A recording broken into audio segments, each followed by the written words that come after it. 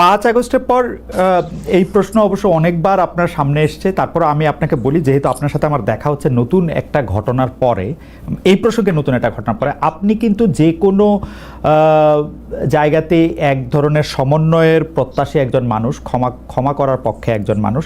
আপনি সর্বশেষ যে আওয়ামী লীগের রাজনীতি নিষিদ্ধ করা হলো এবং দলকে আসলে তার সকল কার্যক্রম নিষিদ্ধ করা হলো, এইটা নিয়ে আমরা দেখেছি যে আপনার দলকে যারা সমর্থন করেন তারাও সেই নিষিদ্ধের দাবি করেছেন। কিন্তু আমি আপনার পার্সোনাল মতামত জানতে চাই যে আপনি এটা আসলে লাইক করেছেন কিনা, বা আপনি এটা পছন্দ করেছেন কিনা, বা আপনার যদি একক ক্ষমতা নেয়ার মানে সিদ্ধান্ত নেওয়ার, আপনি আপনার একক সিদ্ধান্ত প্রয়োগ করতেন, তাহলে আপনি এটা করতেন কিনা। দেখেন, এখানে অনেকগুলা বিষয়। আমাকে ইদানিং ফরেন মিশনের যারা বাংলাদেশে আছেন, এনভয় বা আপনার রাষ্ট্রদূত যারা আছেন, তারাও জিজ্ঞেস করেন যে ন্যাশনাল রিকনসিলিয়েশনের একটা জায়গা থাকা উচিত কিনা। আমি বলি অবশ্যই উচিত। তবে বিষয়টা হলো যে আমাদের ওন্ড গুলা একদম তাজা, ট্রমা গুলা এখনো মেন্টাল এবং ফিজিক্যাল ট্রমা এখনো বিদ্যমান। হাসপাতালের বেডে এখনো রয়ে গেছে ইনজিওর্ড পার্সন গুলো। শহীদ পরিবারের অনেকেই তাদের আপনজনের লাশও এখন পায় নাই, লাশের সন্ধান বা কবরের সন্ধানও পায়নি। সো এটা একদম তাজা একটা বিষয়। যেমন আমরা যদি সাউথ আফ্রিকার কথা ধরি, তাহলে ডিকেডস আফটার ডিকেডস এটাকে হিলিং করতে, রিকনসিলিয়েশনে আনতে সময় লেগেছে। অতএব মিনিমাম একটা সময় দিতে হবে। আওয়ামী লীগের ক্ষেত্রে কি হয়েছে, তাদেরকে নিষিদ্ধ করা হয়নি, তাদের কার্যক্রমের উপরে মানে নিষেধ আরোপ করা হয়েছে, তারা ফাংশন গুলা করতে পারবে। 15.5 বছর তো তারা সুযোগ পেয়েছিলেন। এই দেশে ফেয়ার ডেমোক্রেসি তারা চাইলে কিন্তু কালচার করতে পারতেন এবং ইতিহাসে স্মরণীয় হয়ে থাকতে পারতেন। কিন্তু আসলে আপনিও তো তাদের অনেক কর্মকাণ্ডের প্রতিবাদ করেছেন অত্যন্ত জোরালো ভাবে। আগের আপনার ঠিকানা থেকে, বর্তমান ঠিকানা থেকে, সব জায়গা থেকে আপনি যেখানে যখন ছিলেন আপনি করেছেন। কেন করলেন? এই জিনিসগুলো অ্যাকসেপ্টেবল ছিল না, এই জন্যই তো করেছেন। তো তারা তো 15.5 বছর মানুষকে তাদের কোনো ডেমোক্রেটিক এবং পলিটিক্যাল রাইট দেয় নাই। জাস্টিস পাওয়ার রাইটটাও তারা স্ন্যাচ করে নিয়েছিল। এই ধরনের সবগুলা রাইটই তো কার্যত তারা কেড়ে নিয়েছিল। আপনি যদি প্রেসের কথা বলেন, এখন তো অ্যাটলিস্ট যখন তখন যাকে তাকে, প্রধান উপদেষ্টাকে একটা কথা বলেছে ঢুকাই দাও, মামলা একটা দিয়ে তাকে সাথে সাথে ঢুকাই দাও, এই কাজ তো এখন হচ্ছে না। আয়নাগরের ঘটনা তো এখন একটু হইতেছে। মাননীয় আমির, একজন ইউটিউবার আছেন সাব্বির, তাকে জেলে দিয়ে দেওয়া হয়েছে প্রধান উপদেষ্টাকে, কি জানি বলছে। না, আমি বলতেছি সেটা, আমি বলছি যখন তখন হচ্ছে না, ঘন হচ্ছে না। 2-1টা কেস হইতেই পারে, এটা এক্সেপশন। কিন্তু আগে তো এটা ছিল প্র্যাকটিস এন্ড র্যান্ডম, এটা কিন্তু এখন হচ্ছে না।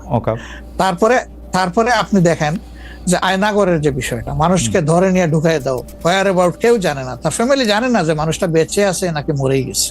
যদি মরে যায় তার কবর কোথায়, আদৌ জীবনে দেখবো কিনা তার কবরটা, সেটাও তো প্রশ্ন। এরকম তো ঘটনা ঘটেছে। এবং যাদেরকে আয়নাগরে নেওয়া হয়েছে তারা কিন্তু সবাই ফিরে আসেননি। তারা অনেকেই এখনো আমরা জানি না তারা কোথায় আছেন, আদৌ বেঁচে আছেন কিনা। তো এগুলা তো এখন হচ্ছে না। বায়বীয় মামলা যেটা বলা হয় সরকারের পক্ষ থেকে, এখন সরকারের পক্ষ থেকে সেরকম মামলা নেই। এখন মামলা হচ্ছে পলিটিক্যাল যারা বিভিন্ন পার্টিজ আছেন তারা। সেই ক্ষেত্রে এক এক দলের এক একটা দৃষ্টিভঙ্গি। আমাদের দৃষ্টিভঙ্গি হচ্ছে যে for fair justice, complaint of পুরো অ্যাট্রোসিটি করেছেন যারা এটার পারপিটেটর, তাদেরকে ডিরেক্ট যারা আছেন তাদেরকে বাদ দিয়ে আমরা কোনো মামলায় কাউকে আসামি করিনি। এই জন্য আমাদের মামলায় শত কোনো আসামি নেই। অন্যান্য সংস্থার বা দলের বা অথরিটির থাকতে পারে। তো এই জিনিসগুলোর কিছুটা হলেও ডেভেলপমেন্ট হয়েছে, কিন্তু আরো অনেক হওয়ার প্রয়োজন আছে এবং সুযোগ আছে। এই ক্ষেত্রে আমি শুধু একটা লাইন করে একটু বোঝার জন্য, যে মানে আওয়ামী লীগ নিষিদ্ধ করা হয় নাই, আওয়ামী লীগের কার্যক্রম নিষিদ্ধ করা হয়েছে, দুইটার মধ্যে তফাৎ কি আসলে? মানে তারা মানে কি করতে পারবে আর কি করতে পারবে না, মানে একজন আওয়ামী লীগ কি করতে পারবে এখন? মানে আমার একটা আন্ডারস্ট্যান্ডিং হচ্ছে আওয়ামী লীগ নিষিদ্ধ, তা আপনি বলতেছেন না দুইটার মধ্যে একটু তফাৎ আছে। তফাৎটা কি আসলে? দেখেন, নিষিদ্ধ তো আমাদেরও করা হয়েছিল, তাই না? এবং একবার না, আমাদের এই সংগঠনের জন্মের পরে দফায় দফায় আমাদেরকে নিষিদ্ধ করা হয়েছে। নিষিদ্ধ যখন কোনো সংগঠনকে করা হয় তখন এই সংগঠনের ব্যক্তিরাও বিভিন্ন ধরনের সমস্যায় পড়ে যান, এর সাথে রিলেটেড ব্যক্তিরা, এমনকি তাদের স্বাভাবিক জীবনযাত্রাটাও তাদের পক্ষে চালায় নেওয়া সম্ভব হয়। তারা যদি সমাজের কোনো ক্রিমিনাল ব্যক্তি নাও হয়ে থাকেন তবুও তাদের উপরে সমস্যা আরোপ হয়েছে। কিন্তু যখন কার্যক্রম নিষিদ্ধ থাকবে তখন ওই পলিটিক্যাল কার্যক্রমগুলো ছাড়া বাকি জীবনের সবই তো তারা করতে পারবে, করছে তো। আচ্ছা, তারা তো এই দেশ ছেড়ে সবাই তো আর চলে যাননি, সবাইকে জেলেও ঢুকানো হয়নি। এইটা একটু পরিষ্কার হয়েছে। জনাব যুদ্ধপরাধের মামলায় জামাত নেতা এটিএম আজহারুল ইসলাম খালাস পাওয়ার পর আপনি একটি সংবাদ সম্মেলনে বলেছেন, জামায়াতে ইসলামী বা তার কোনো নেতাকর্মীর মাধ্যমে কেউ ক্ষতিগ্রস্ত হয়ে থাকলে তার কাছে নিঃশর্ত ক্ষমা চাই। এই ক্ষমা প্রার্থনায় কি ৭১ মুক্তিযুদ্ধের সময়টাও আছে কিনা সেটা সেদিন আপনি স্পষ্ট করেননি, আজকে এটা স্পষ্ট করবেন? মানে আপনি, অনেকেই প্রশ্ন করছেন যে জামায়াতের মাননীয় আমির ক্ষমা কিসের জন্য চাইলেন, মানে ৪৭-এর পর থেকে শুরু করে আজকে পর্যন্ত, শুধু ৭১ না, ৪৭-এর পর থেকে শুরু করে আজকে পর্যন্ত আমাদের দ্বারা যত মানুষ যত জায়গায় কষ্ট পেয়েছে, কেউ যদি ক্ষতিগ্রস্ত হয়ে থাকে, সেই মানুষগুলো তাদের সকলের কাছে আমি বিনা শর্তে ক্ষমা চেয়েছি। কেন ক্ষমা চেয়েছি? আমরা মানুষ, ইন্ডিভিজুয়াল মানুষ যেমন ভুল করতে পারে, মানুষের সমষ্টি একটা দলেরও বিভিন্ন ভুল সিদ্ধান্ত থাকতে পারে। কোনটা ভুল কোনটা সঠিক ইতিহাস এটা নির্ধারণ করবে। আজকে যেটাকে ভুল বলা হচ্ছে কালকে এটাই হয়তো সবচেয়ে বড় সঠিক হিসাবে প্রমাণিত হবে। আর ইতিহাসের পালাবদলে রাজনীতিতে সবাই জিতে না, কেউ জিতে কেউ হারে। আমরা আদর্শবাদী একটা দল, আমরা বিশ্বাস করি আমরা মানুষ ভুলের ঊর্ধ্বে নই। আমাদের দ্বারা, আমাদের সহকর্মীদের দ্বারা মানুষ বিভিন্ন ক্ষেত্রে কষ্ট পেতে পারে, ক্ষতিগ্রস্ত হতে পারে। আমি সব কিছুর জন্য কোনো শর্ত আরোপ না করেই মাপ চেয়েছি।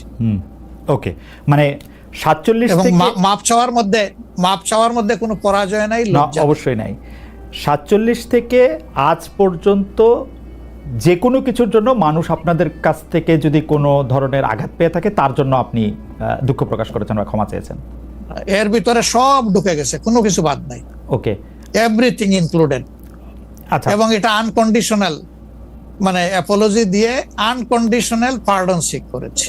এইটা কি ডক্টর শফিকুর রহমান, আমি আসলে যেহেতু আপনার সঙ্গে আমার মানে নানা সময় কথা বলার সৌভাগ্য হয়েছে, মানে পর্দার বাইরে পর্দার ভিতরে, সেটা আমি জানি বলেই আমি আমার প্রশ্নটা করছি যে আপনি যে ৭১টাকে এই ৪৭ থেকে আজ পর্যন্ত একসাথে বললেন, এর কি কোনো বিশেষ কারণ আছে নাকি? মানে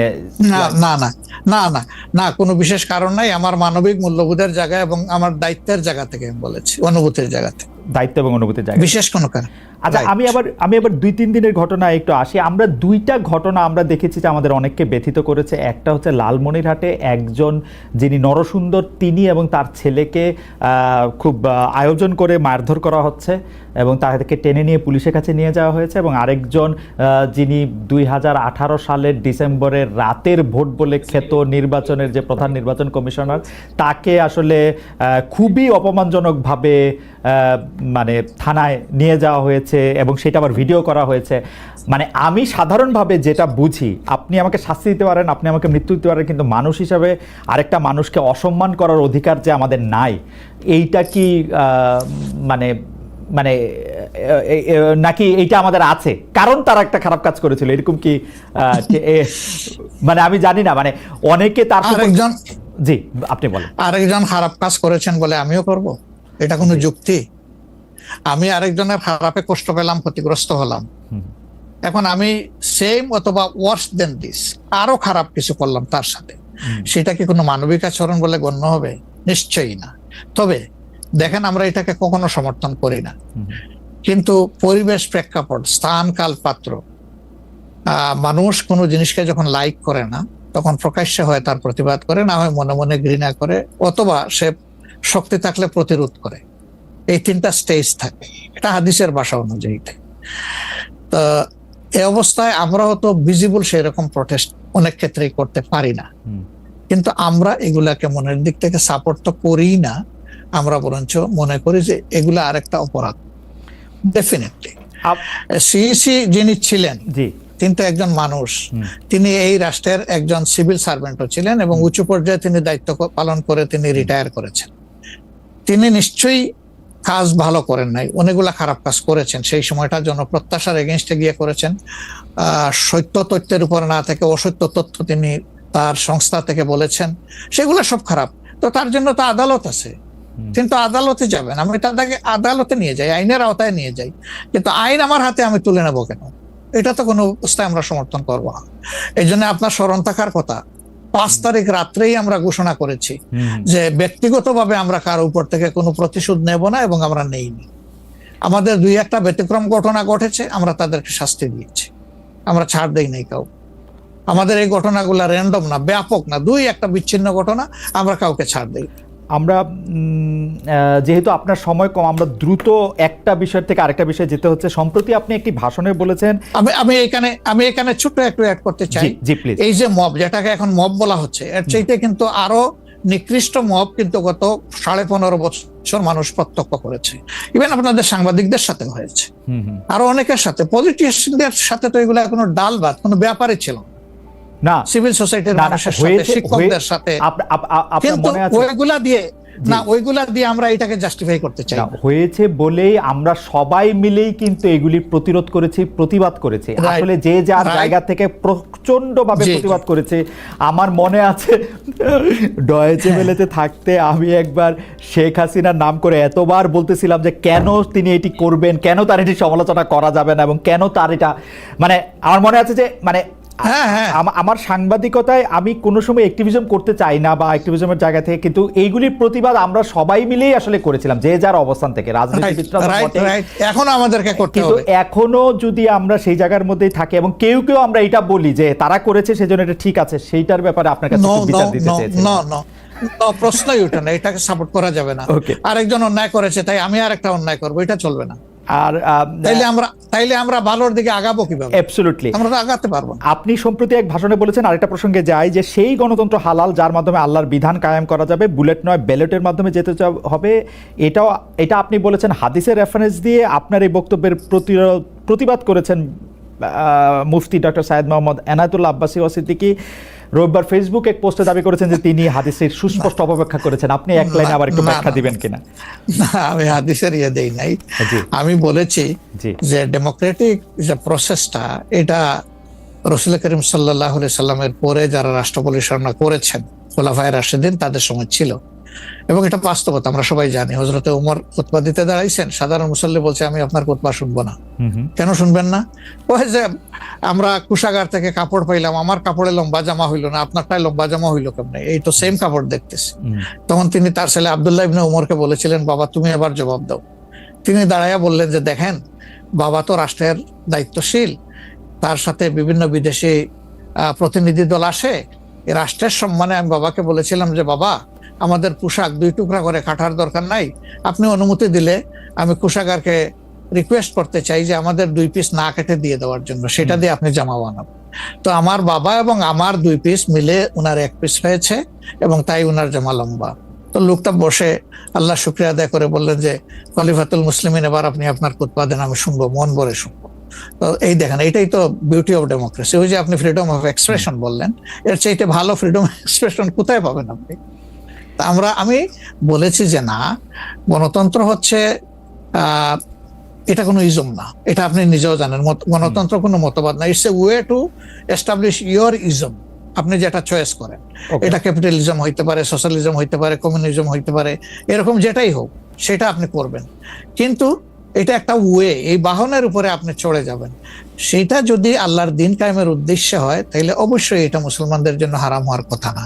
এখন আমার কথার সাথে তো ডিফার করতেই পারেন, উনি একজন লার্নেড মানুষ, আমি তাকে রেসপেক্ট করি এবং কারো ডিফারেন্সটাকেও আমি রেসপেক্ট করি, কারণ এটা না হলে তো আপনার ফ্রিডম অফ এক্সপ্রেশন থাকবে না এবং মাল্টিকালচারাল সোসাইটিও বিল্ড আপ করা সম্ভব হবে না। আচ্ছা, অ্যাবসলিউটলি ফাইন।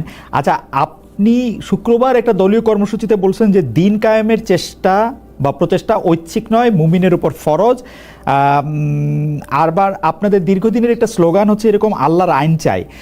এখন একটি নতুন প্রচারণা, মানে অনেক দলকেই, মানে অনেক দলকেই ক্ষমতায় দেখা যায়, মানে জামাত ইসলাম একটা নতুন প্রচারণা এরকম যে অনেক দলকেই ক্ষমতায় দেখা হয়েছে, জামাতকে একটিবার সুযোগ দেওয়া হোক, আপনারা যদি নির্বাচনে জিতে ক্ষমতায় যেতে পারেন তাহলে কি বর্তমান ব্যবস্থা পাল্টে কোরআন সুন্নাহ ভিত্তিক শাসন বা শরিয়া আইন শরিয়া ব্যবস্থা চালু করবেন?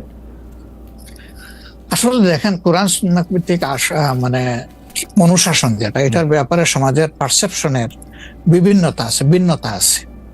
আমাদের বাংলাদেশের যে সংবিধান আছে, এই সংবিধানের অনেকগুলা আর্টিকেল, অনেকগুলা ধারা উপধারা কোরআনের সেন্সের সাথে পুরোপুরি মিলে যায়, এটার সাথে কোনো ডিফারেন্স নাই। আবার কিছু কিছু ধারা আছে সেখানে কনফ্লিক্ট, কন্ট্রাডিকশন আছে। ওরকম পরিবেশ পরিস্থিতি যখন আসবে, জনগণের প্রত্যাশার আলোকে এটা মানে সবার সাথে ইন্টারেক্টিভ হয়, সবাইকে সাথে নিয়েই ইনশাআল্লাহ ভালো জিনিসগুলোকে আমরা ইনপুট দেবো আল্লাহ থেকে। তবে এটাও মনে রাখার বিষয় যে কোরআনি শাসন হঠাৎ করে আল্লাহ তাআলা এস্টাবলিশের হুকুম দেন নাই। It was a gradual process. Say for example মাদক কিন্তু দুনিয়ার কেউ কিন্তু এটাকে অ্যাপ্রুভাল দেয় না, বাট এটার প্র্যাকটিস সব জায়গায় আছে, এটা বাস্তবতা। তো সেই মদ যখন হারাম ঘোষণা করা হয়, নিষিদ্ধ করা হয়, তখন কিন্তু 3 পর্যায়ে গিয়ে চূড়ান্তভাবে এটা নিষিদ্ধ করা হয়েছিল।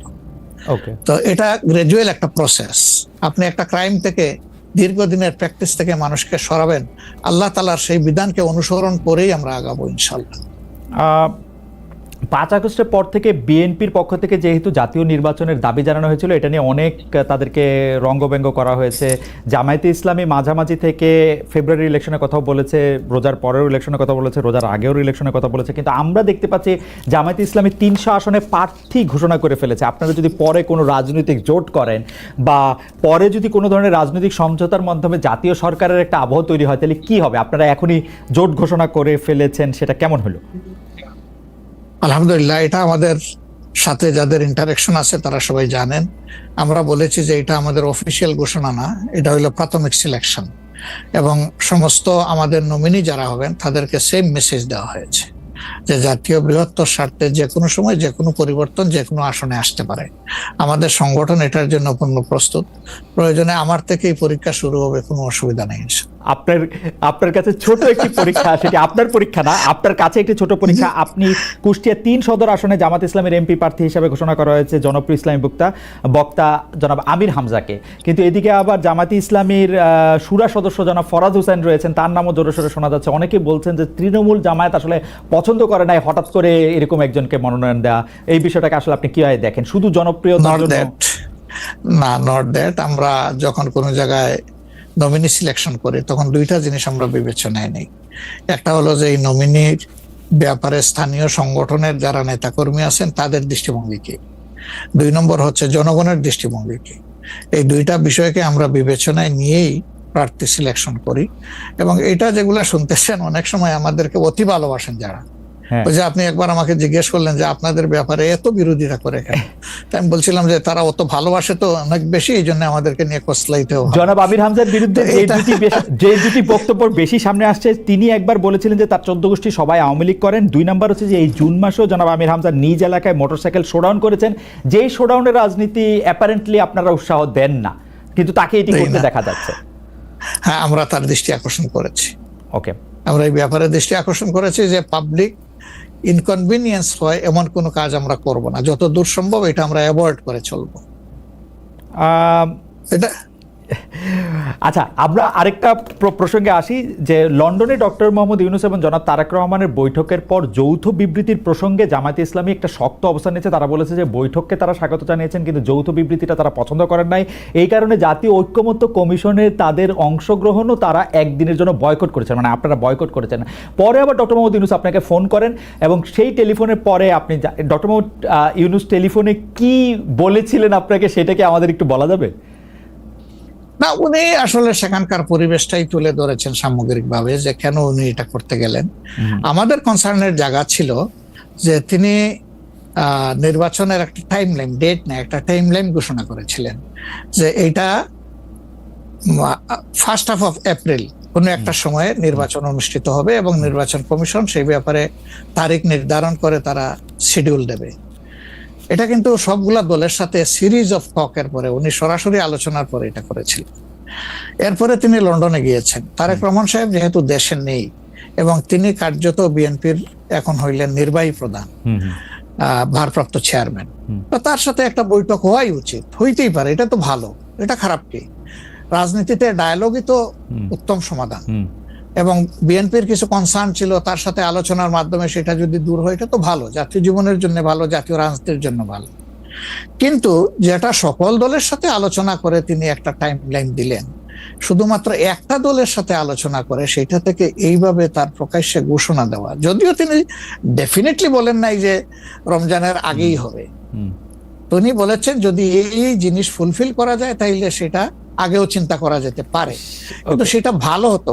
আমাদের বক্তব্য হচ্ছে ভালো হতো দেশে এসে তিনিও তাকে বলতেন যে আমি সম্মানের সাথে আপনার কথা শুনলাম, আমি মনে করি আপনার কথাগুলা লজিক্যাল, আমি দেশে গিয়ে আবার দলগুলোর সাথে একটু আলাপ করবো, করে এটাকে কিভাবে শেপ দেওয়া যায় আমি চিন্তা করবো, আপনি আমার উপর আস্থা রাখতে পারেন। That was good.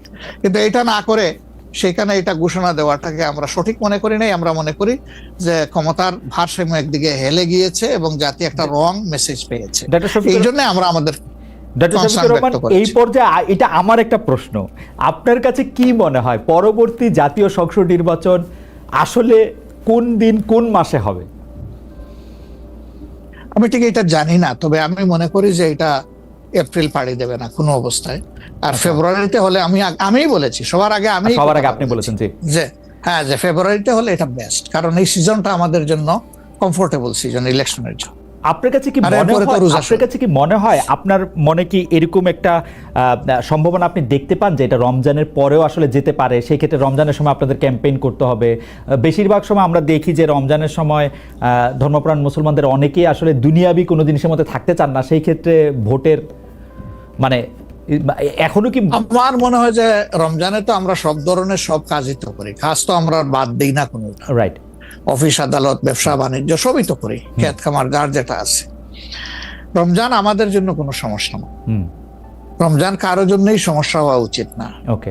কোন দল বলেছেন যে রমজানে ক্যাম্পেইন করতে গেলে অনেক ইফতার মাহফিল হবে, সেখানে প্রচুর টাকা খরচ করতে হবে, আপনি করবেন না। আপনি ইফতার মাহফিলে মেহমান হিসাবে গিয়ে খেয়ে আসবেন, দোয়া করে দিয়ে আসবেন, অসুবিধা কি? আপনাকে টাকা খরচ করতে হবে কেন? ওই সময় তো এমনিও টাকা খরচ করা ঠিক না, শিডিউল ডিক্লারেশন হয়ে যাওয়ার পরে মানুষকে খাওয়ানো ঠিক না। আপনি খাবেন, অসুবিধা কি? দাওয়াত দিলে যাবেন, খাবেন, কথা বলবেন, মিশবেন, হাত মিলাবেন, এটা আপনার নির্বাচনী কাজকে আগাবে, কোনো সমস্যা তো নাই। আপনি কোনটা প্রেফার করবেন, মানে ইলেকশনের ডেট ফেব্রুয়ারি অর এপ্রিল? আমরা তো প্রেফার করে বলেছি বেস্ট হইলো ফেব্রুয়ারি, কিন্তু এপ্রিলে হইলে কোনো অসুবিধা নাই। আমরা মনে করি এপ্রিলে হইলে অসুবিধা নাই, তবে এটা ক্রস করা উচিত নয়। এপ্রিল ক্রস করা উচিত না, কোন অবস্থায় উচিত হবে না। আপনি কি মনে করেন এখন যদি নির্বাচন কমিশন বলে যে তারা ডিসেম্বরে নির্বাচন দিতে চান, তাইলে কি আপনারা আপত্তি জানাবেন না আপনাদের এটা? হ্যাঁ, না, আমরা ওই যে দুই তিনটা জিনিস বলেছি, যে বেসিক রিফর্ম, তারপরে হচ্ছে আপনার দৃশ্যমান বিচার, প্রবাসীদের ভোট ইনকর্পোরেট করা, এই তিনটা জিনিস যদি আমরা মিনিমাম পাই তাহলে ডিসেম্বর কেন, সামনের মাসে হইলে আমাদের কোনো আপত্তি নেই। ডিসেম্বর আমাদের দর্শক, আর আমরা দেখেন মূল থেকে কখনো বলি নাই যে এই মাসে হতেই হবে, এই শব্দ কিন্তু কখনো আমরা উচ্চারণ করিনি। আমরা এই ব্যাপারে ফ্লেক্সিবল। আমরা প্রধান উপদেষ্টার কমিটমেন্টের উপরে রেসপেক্ট শো করতে চাই।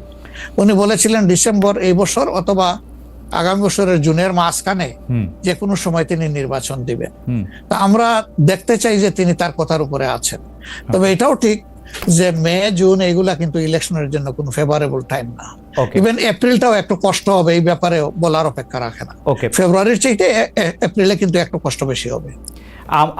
আপনাকে যেহেতু মানে একটু তাড়াতাড়ি, সেজন্য আমাদের শেষ প্রসঙ্গ সেটা হচ্ছে বিএনপির সাথে জামায়াতে ইসলামের সম্পর্ক। আমরা দেখেছি যে আপনি এবং আপনাদের দলের নায়েবে আমির, তারা দুজনেই বিএনপির চেয়ারপারসন এবং ভারপ্রাপ্ত চেয়ারপারসন যারা লন্ডনে ছিলেন তাদের সাথে দেখা করেছেন। দেখা করার পরে আমরা রাজনীতিতে একটা ইতিবাচক সুবাতাস দেখেছিলাম। আপনি এসে ফেব্রুয়ারিতে ইলেকশনের কথা বলেছিলেন। এখন আবার ব্যাপারটা আসলে কোন জায়গায়, মানে জামায়াতে ইসলামী বিএনপি কি পরস্পর মুখোমুখি অবস্থায় আছে?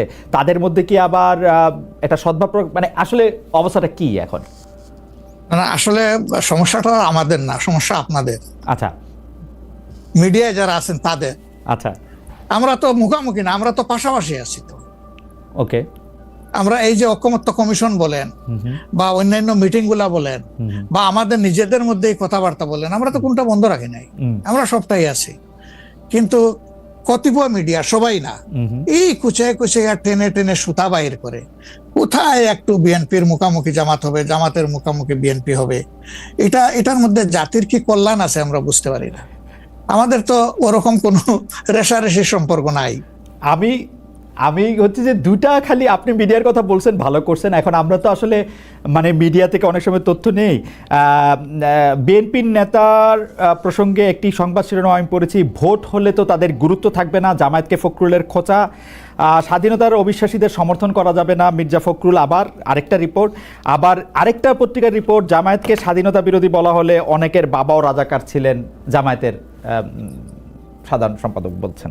তো আপনি আসলে শুধু মিডিয়াকে না বলে, আমরা তো একটা নেতাদের মধ্যে আপনারে তত একটা দেখি না, মানে আপনারা আমি মনেই করতে পারতেছি না, আমি প্রাণপণে মনে করতে চেষ্টা করতেছিলাম, কিন্তু নেতা কর্মীদের মধ্যে তো ব্যাপারটা আসলে আমরা দেখি না। না আছে, এটা আমি অস্বীকার করব না। জি, এটা যে কিছু নাই আমি সেটা বলছি না। তবে একটা কথা দেখেন যে আসলে গর্ব অহংকার বড় খারাপ জিনিস। অহংকার আল্লাহ তাআলার চাদর, এটা নিয়ে কেউ টানাটানি করুক, এটা মহান আল্লাহ পছন্দ করেন না। তো গর্ব অহংকার করতে করতেই একদল কোথায় গেছে চিন্তা করেন। তারা তো সবসময় মানুষকে কুচিয়ে কুচিয়ে কথা বলতেন, রাইট। কোথায় তোমাদের ঈদের পরের আন্দোলন, কোথায় গিয়ে আশ্রয় নিবা, এই ধরনের অনেক কথাবার্তা ছিল না? অবশ্যই অবশ্যই ছিল। তা এটা যদি আমিও বলি, এটা গ্রহণযোগ্য হওয়া উচিত নয়, এবং এটা অন্য কেউ যদি বলে সেটাও গ্রহণযোগ্য হওয়া উচিত নয়। কাউকে নিয়ে উপহাস করতে নাই। আপনাকে নিশ্চিত থাকতে হবে আপনি যাকে নিয়ে উপহাস করছেন, আল্লাহ একদিন তার কাছেই আপনাকে নিয়ে দাঁড় করাবেন, এবং তখন আপনি লজ্জিত হবেন। তো আমাদের কারোই এমন কথা বলা উচিত না যে এই কথাটা বলে এরপরে আপনার মুখের দিকে তাকাই আমি হাসতে পারবো না, এমন কোনো কথা বলা উচিত। 10:42 বাজে, আমি কি একটা ছোট্ট প্রশ্ন আর করবো 2-1 মিনিটের মধ্যে, এটা উত্তর দিতে প্লিজ প্লিজ প্লিজ। সেটা হচ্ছে যে ইলেকশনের আগে তো অনেক ধরনের কথাই আসে, কেউ কেউ একটা জরিপ করে, কেউ কেউ নিজস্ব। আপনারা কি নিজস্ব কোনো জরিপ করেছেন আপনাদের আসন বা আপনাদের পপুলার ভোট বা পপুলারিটির ব্যাপারে? কেউ কেউ বলছেন এবার আপনারা 91-এর বিএনপি যেমন আওয়ামী লীগকে কাঁদিয়ে ক্ষমতা পেয়ে গেছিল, এইবারও আপনাদের এরকম একটা হইতে পারে, এটা কি আপনার মনে হয়? যে মানে মহান আল্লাহ সবচেয়ে ভালো জানেন, তবে আমরা জরিপ করেছি এবং আরো করব। আচ্ছা, আমরা যখন জরিপ করি তখন নির্বাচনী কোনো আবহ সৃষ্টি হয় নাই, সেটা ছিল নভেম্বর ডিসেম্বরে। আর আমরা এখন নির্বাচনী আবহ কিছুটা এসেছে, সকল অ্যাক্টর এখন ময়দানে কম বেশি ভিজিবল হবেন, তারপরে ইনশাল্লাহ আমরা জরিপ করব। তখন বোঝা যাবে যে আগের মূল্যায়ন আর পরের মূল্যায়নের মাঝে তফাৎটা কতটুকু। আর যেটা বললেন যে কাউকে কাঁদ দিয়ে খাওয়ার ক্ষমতায় যাওয়া, আমরা ভাই আসলে ক্ষমতায় যাওয়ার বিষয়টা দেখি না। আমরা দেখি যে এটা একটা বিশাল দায়িত্বের বোঝা। আল্লাহ যদি কখনো সে কাজের জন্য আমাদেরকে কবুল করেন, তাহলে আমরা শাসক নয় ভাই, দোয়া করেন আমরা যেন মানুষের সেবক হতে পারি। আপনাকে অনেক ধন্যবাদ। আমি শুধু শেষ কথা আপনার কাছ থেকে একটু জানতে চাইবো যে আপনি মনে করতেছেন এপ্রিলের পরে হয়তো নির্বাচন যাবেন না, ফেভার করতেছেন হচ্ছে ফেব্রুয়ারিতে হতে। আপনি কি আমাদের দর্শকদের উদ্দেশ্যে কিছু বলবেন, যাতে একটা নির্বাচনী বা গণতান্ত্রিক আবহাওয়ার মধ্যে যে যার মতো করে আসলে সৎভাবে তার নির্বাচনী ক্যান্ডিডেট বা তার পছন্দের মানুষ বাছাই করতে পারে? এই প্রসঙ্গে থ্যাংক ইউ আমাকে শেষ সুযোগ দেওয়ার জন্য। অবশ্যই প্রথমে আমি দর্শকদের উদ্দেশ্যে বলবো যে অনেক ত্যাগ এবং তিতিক্ষার বিনিময়ে আমাদের স্বাধীনতা পাওয়া, আমাদের 24-এর এই পরিবর্তন পাওয়া, এটাকে আমরা যেন সঠিকভাবে সম্মান করি, মূল্যায়ন করি, এবং দেশে একটা সুশাসন কায়েমের জন্য অবশ্যই পূর্ব শর্ত হচ্ছে একটা ভালো নির্বাচন, সুষ্ঠু নির্বাচন, গ্রহণযোগ্য নির্বাচন। সেই নির্বাচনের জন্য যে যেখানে আছে সেখান থেকে কোনো অন্যায়কে সমর্থন নয়, বরঞ্চ ন্যায়ের পক্ষ নিয়ে আমরা যেন দাঁড়ায় যেতে পারি। ন্যায়ের পাল্লা যেদিকেই থাকবে আমারও সমর্থনটা সেদিকেই থাকবে। কোনো অন্যায়, সেটা আমার দীর্ঘদিনের সম্পর্ক যদি কারোর সাথে থেকে থাকে, আমি যেন